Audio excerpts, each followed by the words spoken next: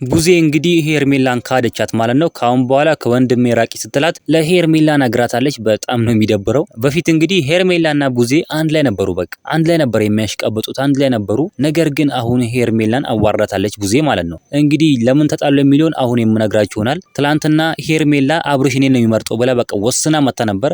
ለምን ለቡዜ ነግራን ነበር አብርሽን ወደ ሄርሜላ እንዲወስድ ማለት ነው። ሄርሜላ ማለት ነው ወደ ራሷ እንዲታመጣላት ለቡዜ ነግራን ነበር። ቡዜም እንግዲህ ያው ተናግሬያለሁ አብርሽን መክሬያለሁ ብላ ነበር። በቃ 100% ሄርሜላ በቃ አብርሽ እኔን ነው የሚመርጠው ብላ በጣም ተደስታ ነበር። ነገር ግን አብርሽ አዋረዳ።